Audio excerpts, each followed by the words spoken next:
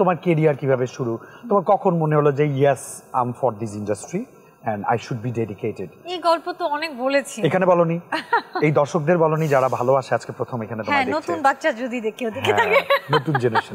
না, আমার এগুলো কিচ্ছু ছিল না, আমার কখনো অভিনয় শিল্পী হওয়ার ইচ্ছাও ছিল না, মাথায়ও ছিল না। আমি গান করতাম ছোটবেলা থেকে, নজরুল একাডেমির স্টুডেন্ট ছিলাম, ক্লাসিক্যাল নজরুল। আমার অ্যালবাম বের হয়েছিল 99 সালে, মিক্সড অ্যালবাম, জীবনের যত চাওয়া। তখন তুমি পুরো দস্তুর সঙ্গীত শিল্পী? টুকটাক, হ্যাঁ, স্টেজে গান করছি, স্টেজ প্রোগ্রাম না, মানে অ্যাক্টর অ্যাক্ট্রেস বা মডেলিং? একদমই না, এগুলোর সাথে একদমই না, আমি গান করতাম। ওকে। তারপর আমার এইচএসসি পরীক্ষার পর আমার একটা সোলো অ্যালবাম বের হয়, আর একটা মিক্সড অ্যালবাম বের হয় 2000 সালে, জীবনের যত চাওয়া আর হচ্ছে অদল বদল। তিনটা অ্যালবাম বের হয়, ক্যাসেট আর সিডি। হ্যাঁ, সিডি না, আরো পরে সিডি। হ্যাঁ, এগুলো হচ্ছে 2000 সালের কথা। 99, 2000, 2001 খুব গান টান চলছে আমার।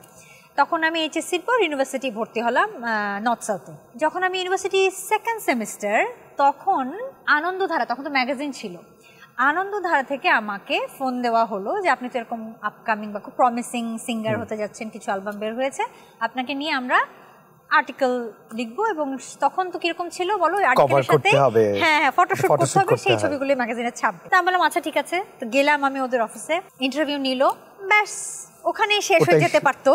হ্যাঁ, ঘটনা, কিন্তু ঘটনা তো ওখান থেকে শুরু হলো।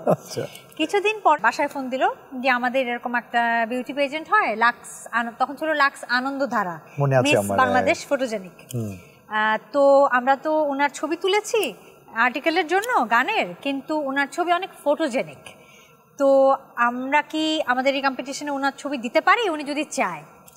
তা বাসায় বললাম, আমি একদমই সিরিয়াসলি নেইনি, জাস্ট ইউনিভার্সিটি পড়ি তখন, ক্যাজুয়াল। হ্যাঁ, তা বললাম হ্যাঁ হ্যাঁ, কোনোদিন আর কিচ্ছু ভাবি নাই, জাস্ট হ্যাঁ হ্যাঁ করেই দিয়ে দেওয়া। আচ্ছা, যখন 8000-এ আমি সিলেক্টেড হলাম, তখন ওরা আমাকে জানালো যে আপনি 8000-এর মধ্যে সিলেক্টেড। প্রসেস অফ এলিমিনেশন শুরু হলো, রিটেন পরীক্ষা হতো, তখন ফেস টু ফেস ভাইভা হতো, মানে ইন্টারভিউ, আবার ফটোশ্যুট হয়েছিল 3-4টা বিভিন্ন থিমে।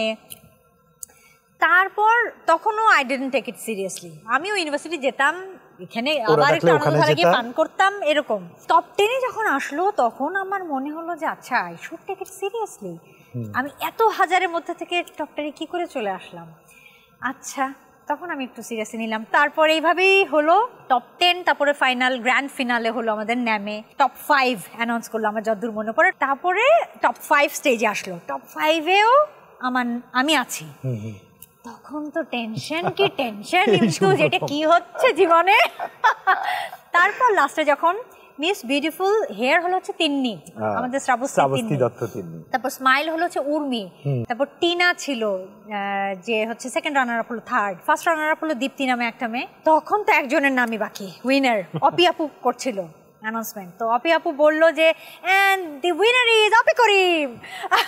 এটা আমি সবার মনে আছে যে অপি করিম, আচ্ছা শক সবাই। তারপর নাম আসলো দি উইনার ইজ কুসুম শিকদার। এইভাবে খুব নাটকীয় ভাবে আমার ইন্ডাস্ট্রিতে যাত্রা শুরু। আচ্ছা, এবং একটা গ্র্যান্ড ভাবে, হ্যাঁ, গ্র্যান্ড স্টার্ট, ক্রাউন উইন করে। হ্যাঁ, তারপরে তো তুমি মডেলিং করলে, তারপর আমি তো লাক্সের ব্র্যান্ড অ্যাম্বাসেডর হলাম, লাক্সের টিভিসি করলাম, বাংলা লিংক লেডিস ফার্স্ট টিভিসিটা আমার খুব পপুলার ছিল। তারপর লিপেন তাজা ঝটপট, আর একটা ছিল ভার্জিন ব্লু, এগুলো পরপর করলাম, খুব পপুলার ছিল। ভালো ভালো ডিরেক্টরের কিছু নাটক করলাম। তারপর তো ফিল্মে গহীনের শব্দ দিয়ে ফিল্ম স্টার্ট হলো। গহীনের শব্দ দিয়ে তুমি শুরু করলে 2010-এ রিলিজ, রাইট, 2010-এ রিলিজ।